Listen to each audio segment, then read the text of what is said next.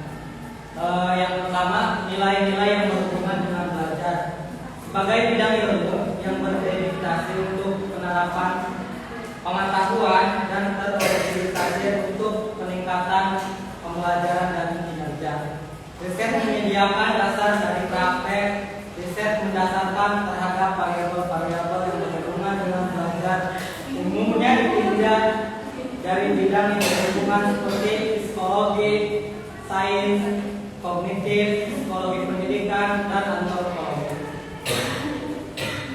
Yang kedua, nilai-nilai yang berhubungan dengan praktis etis. Meskipun tidak ada bidang yang mendukung tindakan yang tidak etis atau menghapuskan batasan etika, isu ketika menjadi perhatian spesial. Bagi teknologi pendidikan dapat dibedakan dari bidang-bidang lainnya. Teknologi pendidikan memperhatikan etika yang khusus memfokuskan dalam proses penciptaan bahan-bahan produk nasional dan lingkungan belajar dan menjadi bahan hubungan dengan belajar selama menggunakan bahan-bahan dari teknologi. Yang ketiga yaitu nilai-nilai yang berhubungan dengan memfasilitasi pembelajaran. Untuk memulainya, teknologi pendidikan membagi komitmen utama dan pendidikan untuk membantu orang-orang belajar, lebih lanjutnya dengan mendukung seperti belajar bagaimana cara belajar. Selain pendidikan memberikan kebiasaan dan sikap-sikap seperti orang-orang memungkinkan mereka untuk mencapai pendidikan di bawah inisiatif mereka sendiri. Hal ini penting untuk membentuk belajar sepanjang hayat, salah satunya tujuan pendidikan. Yang keempat yaitu nilai-nilai yang berhubungan dengan peningkatan kinerja. Sebagai suatu bidang yang mengklaim memberikan bantuan kepada publik, teknologi pendidikan harus mampu membuat kasus kredibel untuk menawarkan beberapa manfaat publik. Teknologi pendidikan harus menyediakan cara superior untuk mencapai tujuan yang berharga. Oke, ya.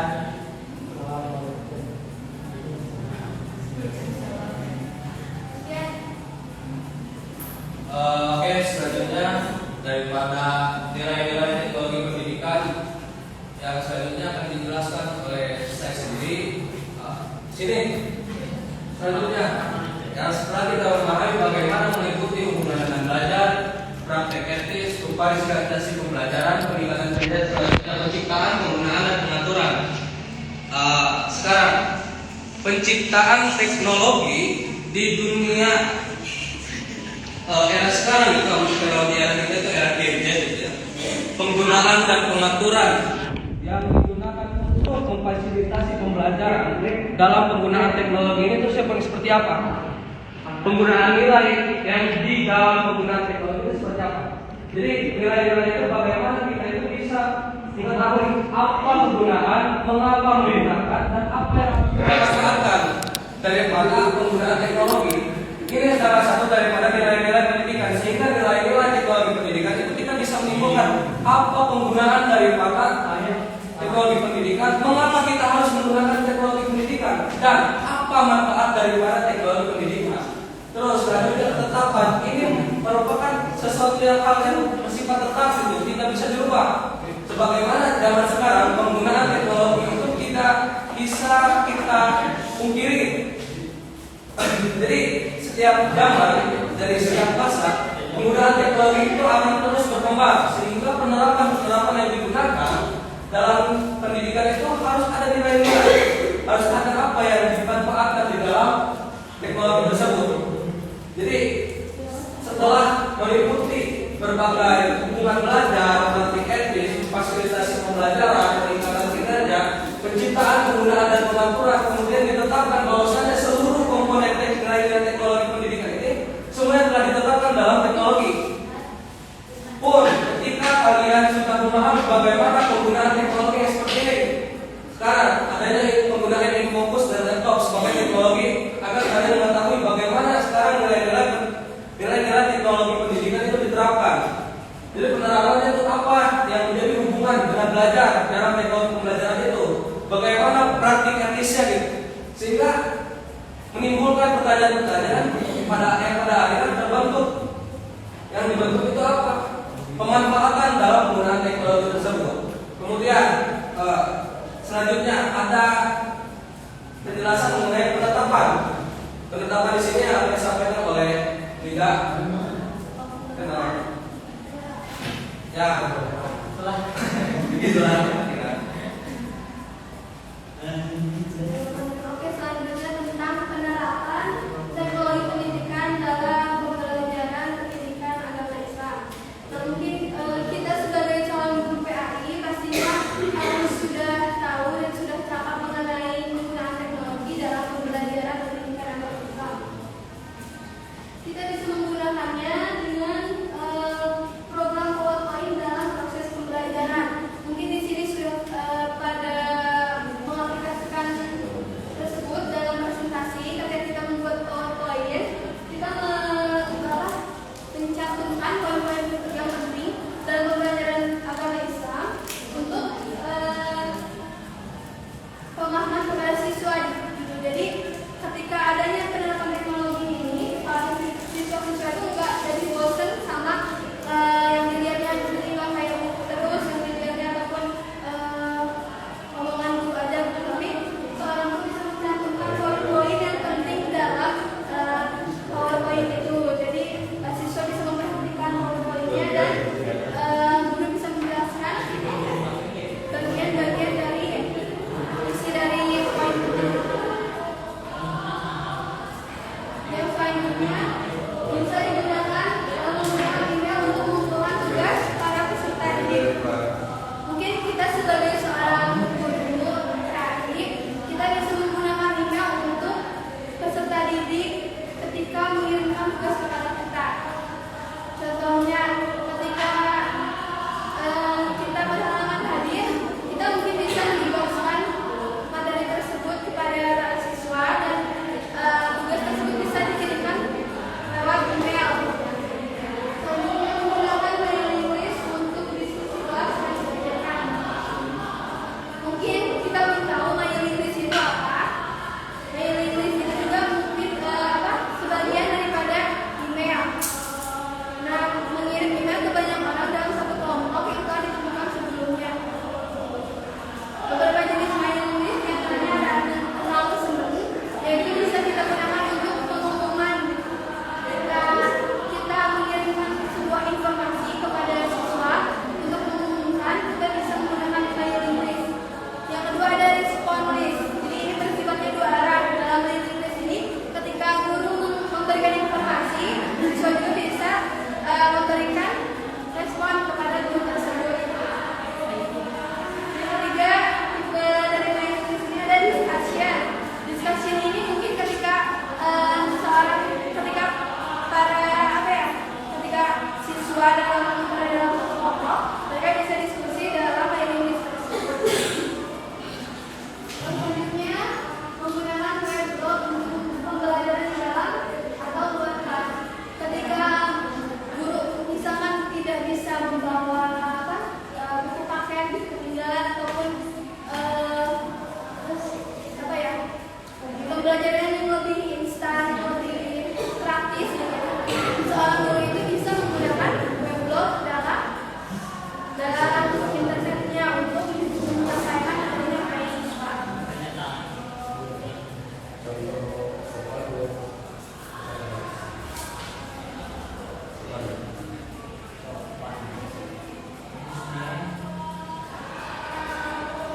Selanjutnya, faktor yang mempengaruhi penerapan teknologi informasi ini tentang pembelajaran PAI, yaitu pertama penggunaan sarana dan prasarana yang representatif, kedua pembiayaan sebagai salah satu instrumen, dukungan dan kebijakan baik dari pemerintah dan masyarakat, pentingnya dimiliki sumber daya, aplikasi sistem software, motivasi dan monitorikan siswa, teknologi informasi dan pembelajaran praktisi lainnya yang membawa pengaruh terhadap diri siswa. Yang selanjutnya pentingnya penyediaan tenaga teknis pendidikan yang berketerampilan dalam mengelola dan memelihara ketaatan dalam teknologi pendidikan yang digunakan pada pembelajaran Islam.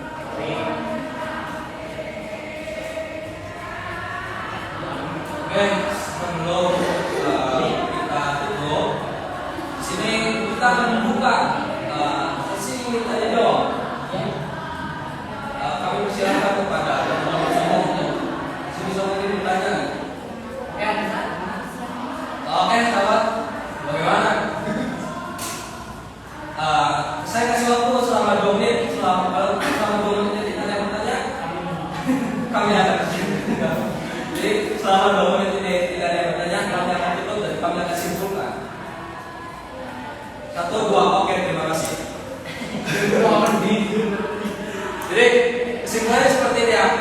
Di sini kita memahami nilai-nilai teknologi pendidikan dan penerapan, sehingga puncak daripada penerapan nilai-nilai itu seperti apa?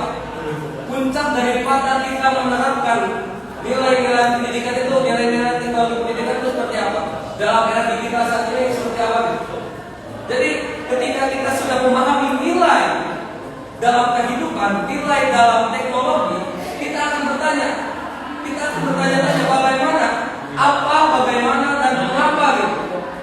Kenapa apa yang harus kita manfaatkan, bagaimana yang harus kita gunakan, itu merupakan puncak daripada penggunaan nilai-nilai teknologi pendidikan, sehingga di dalam ruang kelas kita menggunakan teknologi pendidikan itu dengan secara etis sesuai dengan etika penggunaan, sehingga penggunaan adapun penerapan seperti penggunaan link video yang kita gunakan itu harus sesuai.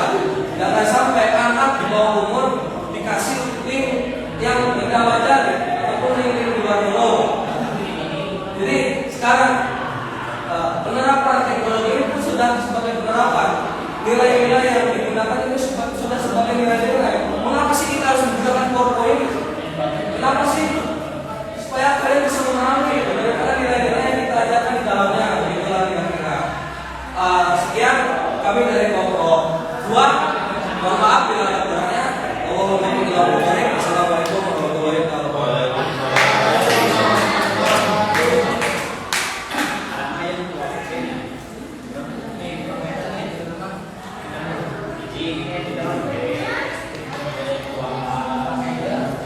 Kemarin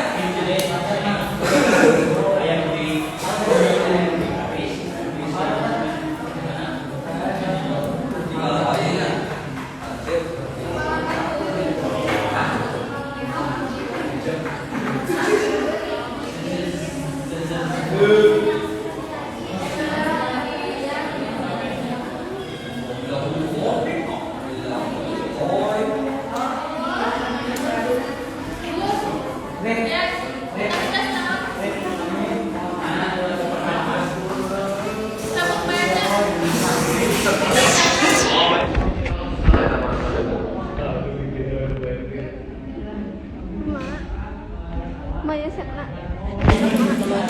Loh.